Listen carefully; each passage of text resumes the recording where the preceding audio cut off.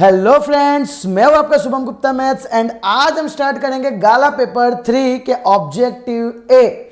जल्दी से स्टार्ट करते हैं जर्नी को। क्वेश्चन नंबर 1 देखते हैं कि क्या है।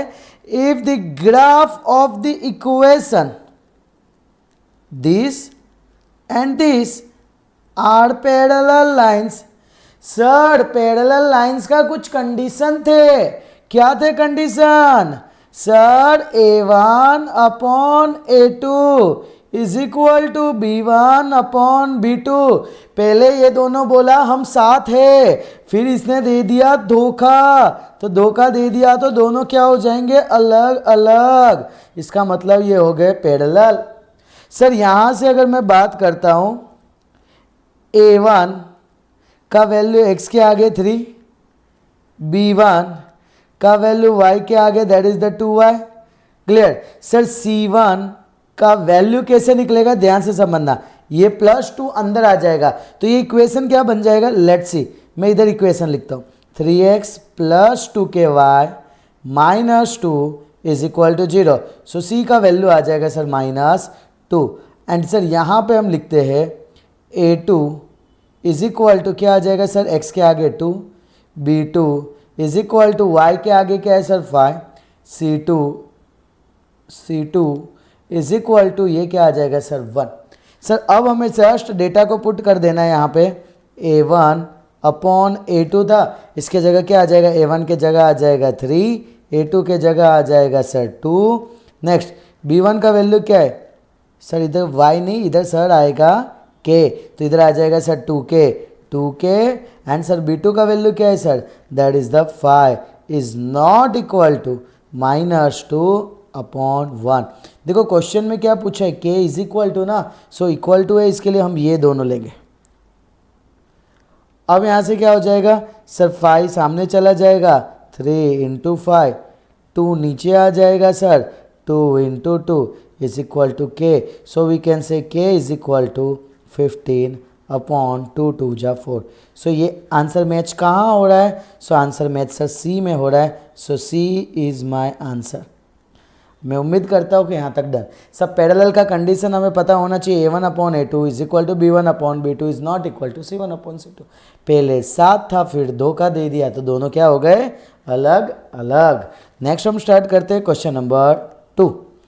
If alpha and beta are the root of the equation this. Sir condition दे दिया है alpha plus beta, alpha into beta. सबसे पहले बात करते हैं यहाँ से। सर यहाँ से अगर मैं बात करूँ तो a का जो वैल्यू है सर आएगा 3 x² के आगे, b का जो वैल्यू आएगा x के आगे क्या है सर? 2k + 1। सर c का जो वैल्यू है वो माइनस के साथ आएगा k + 5। सर इधर कंडीशन क्या दे दिया? अल्फा प्लस बीटा, फॉर्मूला होता है sir -b upon a। Alpha into beta that is nothing but होता है c अपॉन a। सर यहाँ से बात करूँ a cut -b is equal to c। Sir minus b के जगह क्या आ जाएगा वैल्यू? सर यहाँ पे आ जाएगा 2k + 1। सर c का वैल्यू क्या आ जाएगा? -k + 5। सर यहाँ से minus minus cut 2k plus के इधर आएगा तो -k, 5 + 1 सामने आएगा -1, k is equal to 4। So k is equal to 4 is my answer. यानी सर आंसर ऑप्शन में क्या दिख रहा है? सर सी दिख रहा है। Well done. सो ये माइंड में याद रखना कि सर अगर हमें कंडीशन दे दिया है अल्फा प्लस बीटा तो -b/a, अल्फा इंटू बीटा इसको लिखेंगे c/a एंड सर इसको हमने सॉल्व कर दिया। That's it. Okay, so next start करते हैं। The 10th term of an AP। Sir ये कंडीशन दे दिया। ओके, यानी कि 10th नंबर निकालना है अपने को। अब ध्यान से समझना कैसे सॉल्व करेंगे। √t। सर 8 को हम क्या लिख सकते हैं? 2 × 2 × 2। ओके सर यहाँ पे अगर मैं बात करूँ √18 को क्या लिख सकते हैं? अगर ना आए तो साइड में एलसीएम निकाल देने का। 2 9 ज़ा, 3 3 ज़ा, 3 1 ज़ा, यानी सर इसको लिख सकते हैं 2 × 3 × 3 और ऐसे चलता जाएगा। इसका मतलब ये हो गया √2, ये हो गया 2√2, है ना? 2 बार 2 बाहर आएगा तो 1 टाइम। सर ये आ जाएगा 3√2 एंड सर सो ऑन। अब मुझे एक बात बताओ, सर ये फर्स्ट नंबर पे है A1, सर ये सेकंड नंबर पे है 2, थर्ड नंबर पे A3। तो सर 10th नंबर पे क्या होगा? तो सर 1, जब जब यहाँ 1 है तब तब 1 है, जब 2 है तब 2 है, जब 3 है तब 3 है, जब 10 है तब 10 होगा और उसके साथ √2। डन। तो सर अपने को पता चल गया A10 का वैल्यू क्या आ गया सर? 10 √2। अब देखो यहाँ पे 10 को अंदर भेजूंगा तो 2 बार 10 आ जाएगा। सो 10 10 जा 100, 2 जा 200। So sir Bombay is my answer. डर। तो ये कैसे हमने डायरेक्ट किए वो अपने को क्लियर हो गया, ठीक है, विदाउट फार्मूला। फार्मूला यूज़ करके भी हम कर सकते हैं, बट ये मेथड आई होप सो अच्छा, और अच्छा लगा हो तो फटाफट कमेंट कर डालना कि सर मज़ा आ गया, एंड लाइक का बटन दबा देना। सर नेक्स्ट स्टार्ट करते हैं question number 4। The distance. Sir distance निकालना है। डिस्टेंस कहाँ से निकालना है? ओरिजिन से। सर जब भी डिस्टेंस ओरिजिन से निकालना होगा, हमने डायरेक्ट फॉर्मूला देखे x² + y², that's it. Clear? सो याद रखना, distance from origin, distance from origin. So sir that is nothing but A is my final answer. Okay next start करते हैं क्वेश्चन नंबर 5। सर यहाँ पे क्या लिखा है? देखो यहाँ पे ट्रिग्नोमेट्रिक आ गया, थोड़ा टेंशन वाली बात है, ऐसा लगता है ना, टेंशन नहीं लेने का, इजी है। Let's see. सर यहाँ पे अगर मैं बात करता हूँ 1 + tan² है, ठीक है। सर हमें पता है sec² theta minus tan² theta is equal to 1 होता है। सर यहाँ पे अगर मैं बात करता हूँ sec² theta is equal to 1, minus सामने जाएगा तो प्लस tan² थीटा। अब मुझे बताओ ये 1 + tan² के जगह हम sec² थीटा लिख सकते हैं। नेक्स्ट अगर मैं बात करता हूँ तो sin² theta plus cos² theta is equal to 1 होता है। सर अगर sin² थीटा को अकेला रखूँ तो यह आ जाएगा 1 माइनस cos² थीटा, यानी सर यहाँ से जो वैल्यू है ये इधर आ जाएगा sin² थीटा। अब देखो अपने को पता है sir sec theta is inverse of cos theta, so यहाँ आ जाएगा 1/cos थीटा, बट ये 2 है ना तो यहाँ 2 आ जाएगा, ये आ जाएगा sin² theta. Sir sin theta है, cos थीटा है, दोनों के माथे 2 है, sin theta by cos theta tan theta होता है सर, यानी हो जाएगा tan² theta. Sir that is the C is my final answer. So ये फॉर्मूला इतना माइंड में होना चाहिए सेट। क्या क्या बोला, जल्दी बोला साथ में, sec² theta minus tan² theta equal to 1। Next sin² theta plus cos² theta equal to 1। ये फार्मूला को हमने हस्बैंड एंड वाइफ फार्मूला बोल के याद किया था। अगर तुम्हें हस्बैंड एंड वाइफ फार्मूला के बारे में नहीं पता है तो कमेंट में लिखना हस्बैंड एंड वाइफ, सो मैं समझ जाऊंगा कि तुम्हें इस पर लर्निंग कैसे करें, उस पर वीडियो चाहिए। सो जल्दी मैं वीडियो लेके आ जाऊंगा आपके पास। ओके सो नेक्स्ट अपने चलते हैं क्वेश्चन नंबर 6।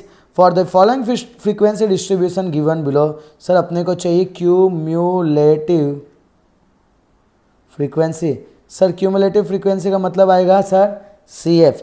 यहाँ पे सर ये जो 27 है ना वो 27 होंगे, 27 में अगर सर 12 ऐड करेंगे ना 39 होंगे, 39 में 8 ऐड करेंगे ना तो 47 होंगे, 47 में ऐड करेंगे ना तो 52 होगा, 52 में ऐड करेंगे ना तो 60 होगा। अब पूछने का तुम्हें कहाँ से कहाँ तक चाहिए, तो इन्होंने बोले 30-40 के बीच में चाहिए। सर यहाँ पे 30-40 ये रहे। सर यहाँ पे 30-40 की अगर मैं बात करता हूँ तो सर यहाँ पे ये वैल्यू क्या आ गया सर 52, तो क्यूमुलेटिव फ्रीक्वेंसी आ जाएगा 52। आई होप सो पता चला CF कैसे निकाला जाता है, सिंपल सा ऐड करो एंड वो वैल्यू आ जाएगा। ओके सो नेक्स्ट स्टार्ट करते हैं क्वेश्चन नंबर 7। सो यहाँ पे fill in the blanks by selecting, okay यानी कि इसको फिल कर डालना है। Let's see sir LCM of the smallest prime number. Sir prime number में स्टूडेंट के माइंड में आता है 1, बट ये गलत है। डन, याद रखना सबसे छोटा प्राइम नंबर जो है ना वो है 2। 1 को बोला जाता है ना तो तुम प्राइम हो ना ही तुम कॉम्पोजिट हो। सर यहाँ पे आया smallest composite number. Sir smallest composite number का मतलब होता है कि ऐसा नंबर जो खुद के अलावा भी डिविजिबल होता है। देखो जैसे 2 है, 2 तो खुद से ही होता है, 3 भी खुद से होता है, बट सर 4 एक ऐसा नंबर है जो खुद से तो होता ही होता है और 2 से भी होता है। सो ये कॉम्पोजिट नंबर आ जाएंगे, मैं उम्मीद करता हूँ। Done. So sir smallest prime number तो 2, स्मॉलेस्ट कॉम्पोजिट नंबर तो 4। अब क्या पूछा है सर, ये पूछे है एलसीएम। सर 2 को तो अपने लिखेंगे 2, 4 को लिखेंगे सर 2 इंटू 2 यानी 2 स्क्वायर। सर अगर मैं जब बात करता हूँ एलसीएम 2 एंड 4 का, क्या देखा जाता है, दोनों में क्या प्रेजेंट है, जो भी प्रेजेंट हो लिख दो, दोनों में कॉमन की जरूरत नहीं है, और बड़ा वैल्यू लिखना है। बड़ा कौन है, 2⁻²।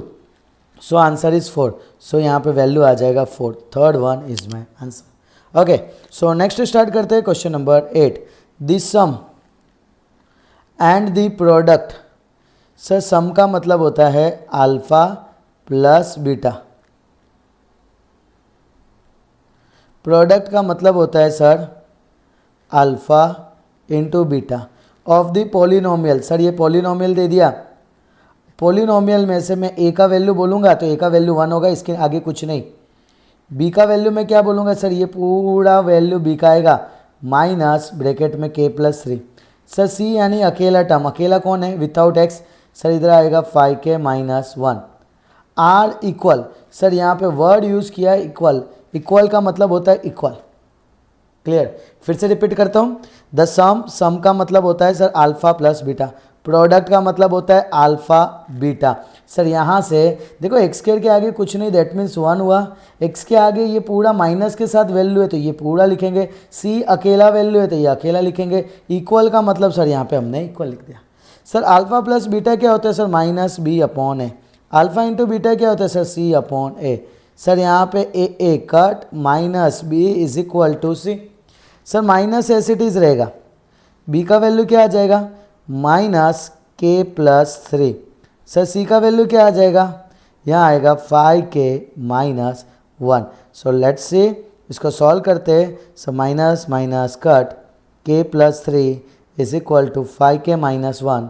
सर 1 को इधर भेज दो, +3। सर प्लस के इधर आ जाएगा तो इट विल बिकम -k और 5k। Sir 4 = 4k, k = 1। This one is my answer. Okay, so यहाँ पे जो आंसर आएगा sir 1, that is the third one.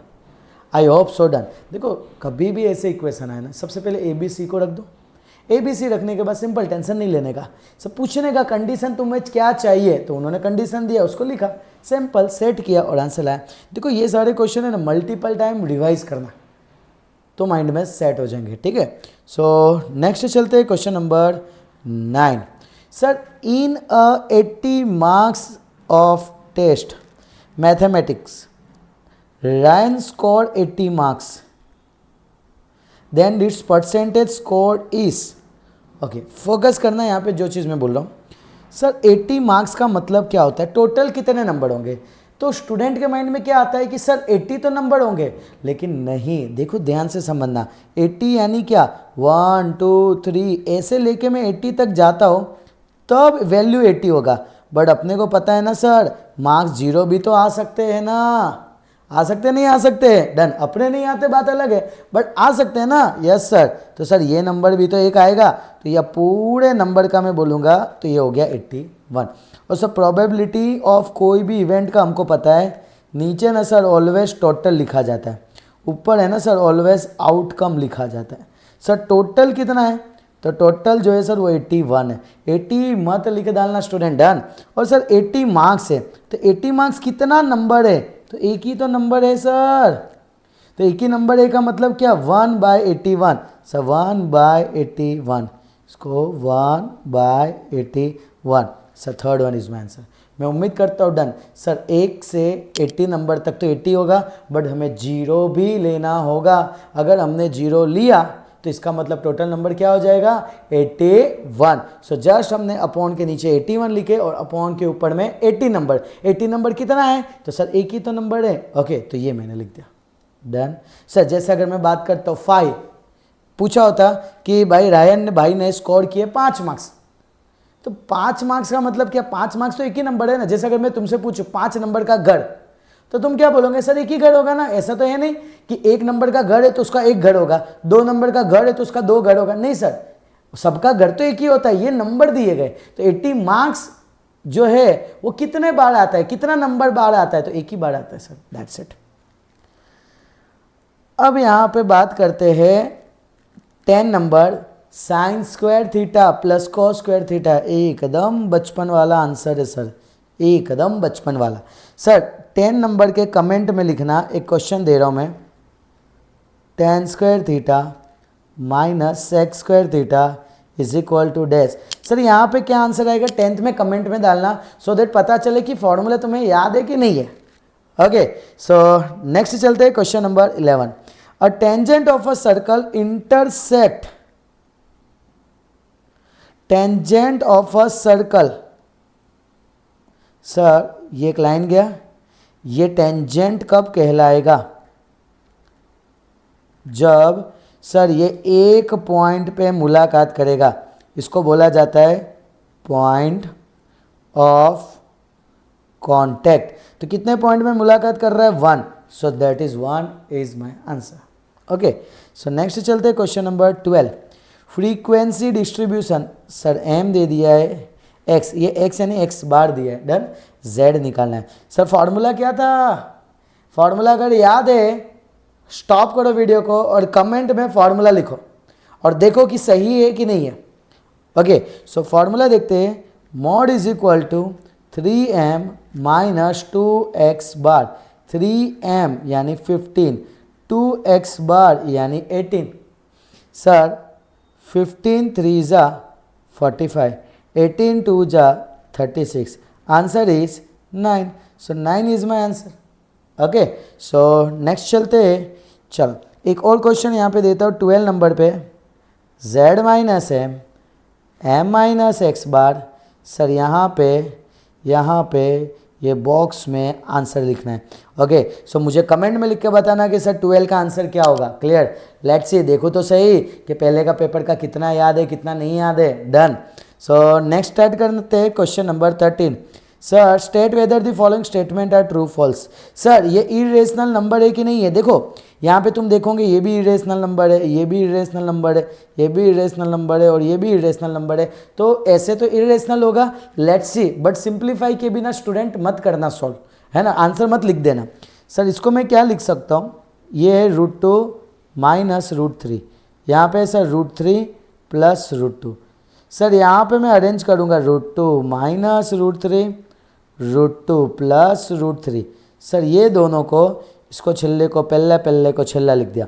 Sir हमारे पास फॉर्मूला है a plus B, A minus B is equal to A square minus B square. Sir यहाँ पे आ जाएगा √2 स्क्वायर माइनस √3 स्क्वायर। √2 का स्क्वायर क्या होगा, ये और ये कट 2, √3 का स्क्वायर क्या होगा, ये और ये कट 3, 2 माइनस 3 आएगा सर -1। सर -1 तो एक फिक्स वैल्यू बता रहा है ना, तो उसको बोला जाता है रैशनल नंबर। यानी ये जो बोल रहा है सर ये गलत बोल रहा है। पता चला, देखो देखने में कैसा लग रहा था कि सर ये तो सही बात है, इरेशनल है क्योंकि रूट है, बट देखो सिंप्लीफाई करने पे या तो याद रखना सर सिंप्लीफिकेशन जरूरी है। डन। सो नेक्स्ट अपने बात करते हैं polynomial of degree n has, sir जिसका जितना पावर उतना मैक्स टू मैक्स जीरोज आ सकते हैं। अगर किसी का पावर 2 है तो मैक्सिमम 2 आंसर आ सकते हैं। किसी का पावर यानी हाईएस्ट पावर 3 है तो 3 आ सकता है, हाईएस्ट पावर 1 है तो 1 आ सकता है, किसी का डिग्री n है तो n आ सकता है। बट इधर क्या दिया है सर n-1, यानी इन्होंने गलत बोला है, ये आ जाएगा false. Okay, so next start करते हैं question number 15। Sir the graph of this passes through x axis. Sir यहाँ से मैं बोलूँगा x का वैल्यू 8 है, y का वैल्यू 0 है। सर x के जगह हम पुट करेंगे 8, y के जगह हम पुट करेंगे 0। सर यहाँ पे 24 प्लस 0 24। सामने भी 24 है ना सर, यानी इसने सेम पिच कर दिया, यानी ये जो स्टेटमेंट है सर वो ट्रू है। Okay, so this one is my answer. The probability of having 53 Mondays in the year 2020। देखो सबसे पहले अपने बात करते हैं, ध्यान से समझना, पहले देखने का ये जो पीछे के जो 2 डिजिट है ना सर, लेट्स सी बताता हूँ। देखो ये जो पीछे के जो 2 डिजिट है ना, उसको चेक करने का क्या मल्टीपल ऑफ 4 है, यानी 4 के टेबल में आते हैं। अगर 4 के टेबल में आते हैं, यस आंसर अगर दे रहा है, तो अपने को लेने का 366 डेज। इफ मल्टीपल ऑफ 4 जो है वो अगर नहीं आते हैं, तो उसको लिखने का 365 डे। क्लियर? तो पहला चीज़ ये क्लियर। तो पीछे पावर 20 है, तो मल्टीपल ऑफ 4 आएंगे तो 366 डेज, नहीं आते तो 365 डे। अब क्या करने का, जो भी वैल्यू आया, जैसे यहाँ के अकॉर्डिंग अगर हम बात करेंगे तो यहाँ पे मल्टीपल ऑफ 4 आया, यस सर आया है, तो मैं लूँगा 366 डेज। सर ये 366 लेंगे, इसको 7 से डिवाइड करेंगे, 7 5 ज़ा 35, 1 6, 7 2 ज़ा 14। सर कितना बचा? सर यहाँ पे ये जो 2 है ना, वो 2 बच रहा है। ओके, तो सर अब क्या होगा, ये क्या बताता है कि सर वीक में टोटल 7 डेज होते हैं, उसमें से हमारे पास अब एक्स्ट्रा कितने दिन है? तो सर 2 दिन है, तो 2/7 चांस है मंडे आने का। क्लियर? सर ये मेरा आंसर आ जाएगा। बट यहाँ पे पूछा क्या है, यहाँ पे बोला क्या है 3/7, तो सर ये आएगा फॉल्स, ये गलत बोल रहा है। मेरी बात को समझना, देखो ये ना थोड़ा अजीब है, स्टूडेंट को समझने में मुश्किल होता है। समझना, मैं जो चीज़ समझा रहा हूँ, अगर मैं बोलता हूँ कि 1 डे से, एक दिन है, एक दिन संडे आने का चांसेस कितना है? तो 1/7। 2 दिन हमारे पास अगर ये बच रहे, समझो ये 2 दिन है, यानी टोटल 2 दिन बचे इन शॉर्ट समझो, तो संडे आने का चांसेस कितना है? 2/7। संडे आने का चांसेस 3 दिन में 3/7, और ऐसे करते करते अब मैं बोलता हूँ मेरे पास 7 दिन है, तो तुम बोलोगे ना सर 7 डेज से तो संडे आएगा ही आएगा। इसका मतलब क्या, 7/7 यानी कट होगा तो 1, यानी सर ये एकदम श्योर है कि वो आएगा ही आएगा। समझ रहे हो ये चीज़? तो ये चीज़ बता रहा है ऊपर कि सर 2 दिन बचे, तो 2 दिन, और संडे वीक में कितने डेज होते हैं? 7 डेज। तो सर ये चांसेस रहेंगे। आई hope so done. Okay, so next देखते हैं। राइट क्या करना है इधर, राइट क्या करना है, 3 कंसेक्यूटिव टर्म जो दे दिया है वो एपी में है, फाइंड करना है कॉमन डिफरेंस। ओके, तो सर सबसे पहले कंसेक्यूटिव बोला है। कंसेक्यूटिव का मतलब क्या? सर इसको मैं बोलूँगा ए, इसको मैं बोलूँगा बी, इसको मैं बोलूँगा सी। सर यहाँ पे हम क्या लिखेंगे, कंसेक्यूटिव का मतलब होता है 2b is equal to A plus C. Direct याद रखना, 2b is equal to A plus C. Sir यहाँ पे 2, b के जगह आएगा k प्लस 7, a के जगह आएगा k माइनस 3, c के जगह आएगा 2k प्लस 7। सारा डेटा यहाँ से मैंने लिख दिया। Sir 2k plus 14, 3k plus 4, 14 में से ये 4 को अपने सामने भेज देते, तो -4 हो गया। 3k के साथ क्या आ जाएगा सर, -2k।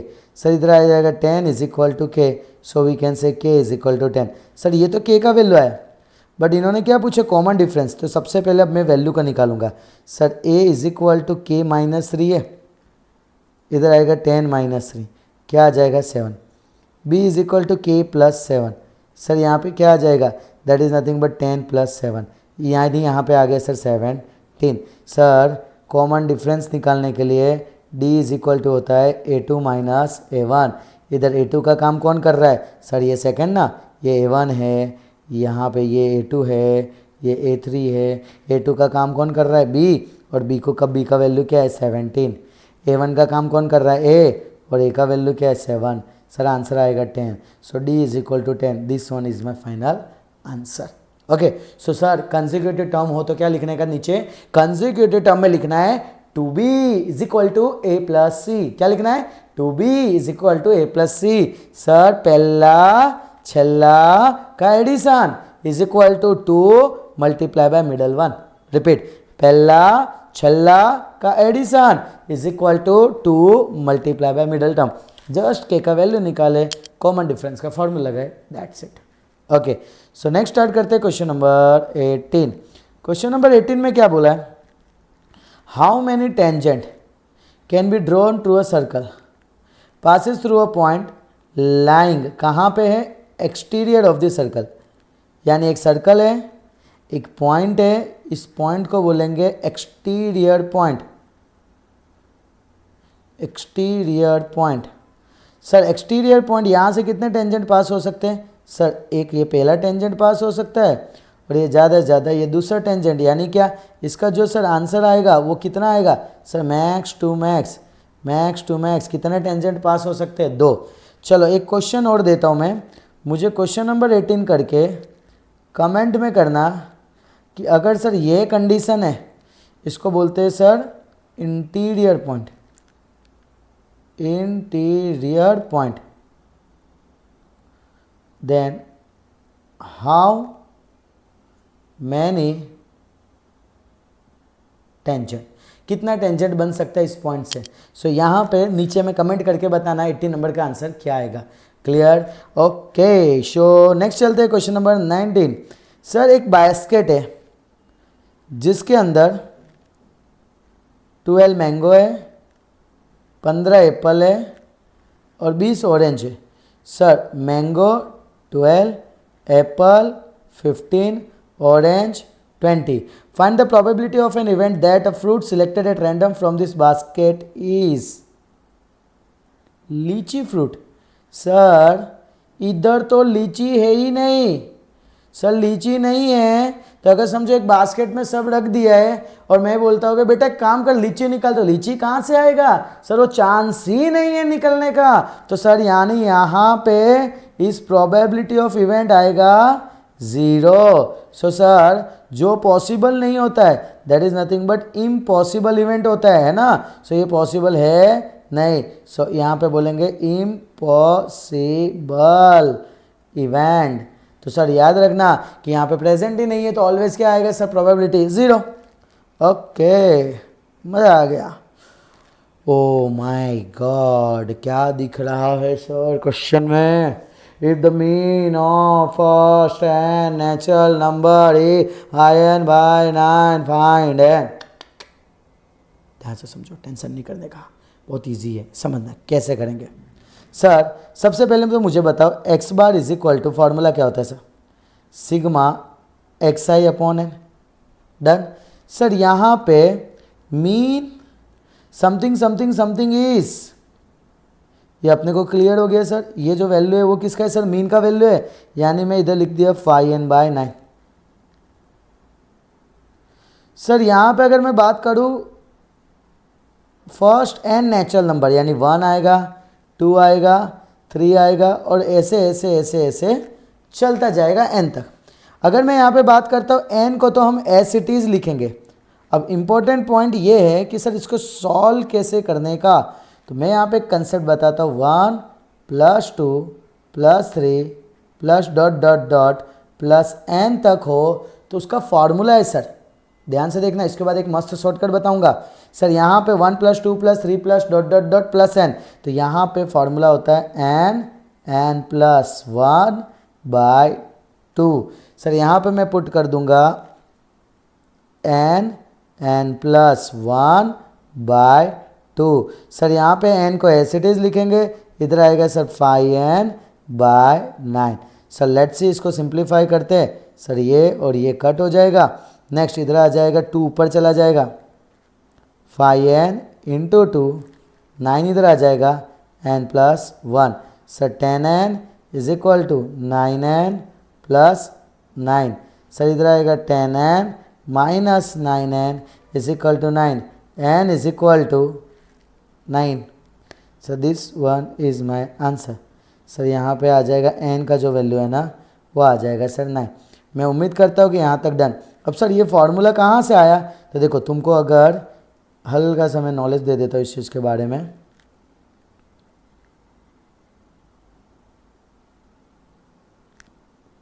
ओके देखो, जैसे अगर मैं बात करता हूँ ए का वैल्यू क्या आएगा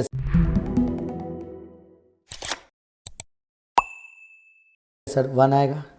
डी का वैल्यू क्या आएगा सर 1 आएगा, क्योंकि 2 - 1 1 होगा। सर यहाँ पे अपने बात करते हैं S N is equal to n/2 bracket में आएगा a प्लस एल आएगा। Sir n/2 as it is. A का वैल्यू क्या है 1, एल का वैल्यू क्या है एल, यानी ये लास्ट टर्म दिया है। लास्ट टर्म कितना दिया है L is equal to N, तो इधर आ जाएगा एन। तो ध्यान से देखोगे तो ये एन, इसको मैं आगे पीछे अरेंज करूँ तो n+1/2 बोल सकता हो कि नहीं बोल सकता हो सर। इस तरीके से ये दोनों फार्मूला क्रिएट हो गए। आई होप सो डन।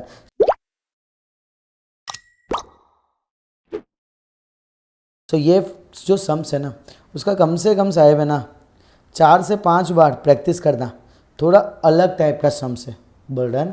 तो ये चीज़ खास ध्यान रखना। अगर मैं तुमसे पूछूँ एक काम करना, ये फर्स्ट एन नेचुरल नंबर है ना, डन, इसके जगह जस्ट तुम निकाल के देना मुझे 20 नंबर में mean of first N even number. Okay, और इसको कमेंट में करना है। देखो ये स्टैंडर्ड के लिए काफ़ी ज़्यादा इंपॉर्टेंट है, ठीक है। ये बेसिक में भी माइंड में तो रखना ही रखना है, स्टैंडर्ड वाले को तो खास याद रखना है कि सर किस तरीके से आ रहा है। ओके, सो इसी के साथ नेक्स्ट क्वेश्चन की ओर चलते हैं। Question number 21। क्या लिखा है सर, यहाँ पे दे दिया है क्यूबॉइड। क्यूबॉइड में क्या क्या दे दिया सर, एल, सर ये बी, सर एच। यहाँ पे क्या पूछा टी एस है, TSA of cuboid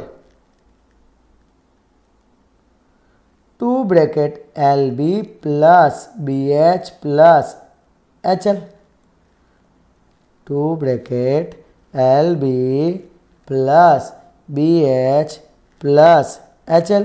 sir 2 bracket L का वैल्यू 4 3 3 2 2 4 2 12 6 8 2 26 नेक्स्ट 52। साहेब एरिया पाव भाजी याद है ना, सेंटीमीटर स्क्वायर। अगर नहीं याद है कमेंट में लिखना पाव भाजी, मैं बताऊंगा पाव भाजी क्या होता है सर। यानी 21 का जो आंसर है वो पता चला सर वो बी है।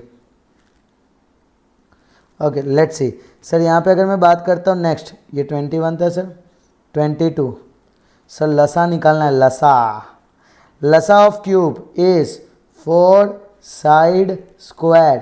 सर यहाँ पे साइड क्या है 5, 4 5 स्क्वायर, 4 5 का स्क्वायर 25, 25 4 जा 100। वापिस से पाव भाजी एरिया स्क्वायर। सर यहाँ पे ये जो 22 है उसका आंसर क्या आया 100। 100 का मतलब ये आ गया ए। सो सर ये दोनों, this one is my answer. Okay, so next चलते हैं question number 23। Sir area of minor sector. Sir area of minor sector क्या होता है, देखो एरिया वर्ड यूज़ किया है ना, तो पहले तो एरिया का फॉर्मूला लिखने का, एरिया बोला है तो एरिया का फॉर्मूला πr²। बस उसके बाद क्या करने का, θ/360। सर πr² θ/360, इसका मतलब 23 का जो आंसर है वो आ गया है बॉम्बे। नेक्स्ट अगर मैं बात करता हूँ सरकमफरेंस, देखो सरकमफ्रेंस ऑफ सेमी सर्कल, यानी क्या ये ऐसा होगा। मेरी बात को ध्यान से समझना सर, ये जब ऐसा था तब हमने लिखा था 2πr। ये जब ऐसा है तब हम क्या लिखेंगे सर, इसको लिखेंगे 2πr का अर्धा। बट हमें एक्चुअली चाहिए क्या सरकमफ्रेंस, हम इसको और इसको बोलते हैं, तो सर इसके साथ साथ ये भी तो चाहिए। और ये क्या है, तो सर इज़ नथिंग बट ये डायमीटर है, तो डायमीटर को क्या लिख सकते हैं 2r। तो सर यहाँ पे 2 कैंसल आउट, इधर आ जाएगा सर πr + 2r। बोल डन सर 2r। सो ये मेरा आंसर, या तो कॉमन निकालेंगे तो r ब्रैकेट में आएगा π + 2। सर आंसर तो ये होना चाहिए बट ऑप्शन में नहीं दिख रहा है, तो सर क्वेश्चन जो है यहाँ पे ऑप्शन देने में उन्होंने गलती किया है। ओके, सो अपने को याद रखना है, इधर लिख डालना πr + 2r। एक बार फिर से मैं तो भी चेक कर लेता हूँ, सरकमफ्रेंस ऑफ सेमी सर्कल इसको सरकमफ्रेंस, सेमी सर्कल ये रहा, सरकमफ्रेंस यानी बाउंड्री, इसका एडिशन करना होगा, ये रहा एक और ये रहा दूसरा, सब पूरा सर्कल होता है 2 पाई आर, उसका हाफ कर दिया डिवाइड बाय 2। सर ये डायमीटर को बोलेंगे 2 रेडियस, इज द 2 कट, और ये आ गया, और ज़्यादा से ज़्यादा इसको हम कॉमन आउट निकालेंगे। बस सर परफेक्ट है। Sir this one is my answer. मैं उम्मीद करता हूँ कि यहाँ तक सारे स्टूडेंट को कंसेप्ट काफ़ी अच्छे से क्लियर हुआ। अगर वीडियो अच्छा लगा हो तो अपने दोस्तों को ज़रूर से ज़रूर शेयर करना, एंड लाइक बटाना नहीं, बटन दबाना भूलना मत। क्लियर? सो जल्दी से नेक्स्ट वीडियो के साथ मुलाकात करते हैं, तब तक के लिए जोर से बोलो दैट्स इट।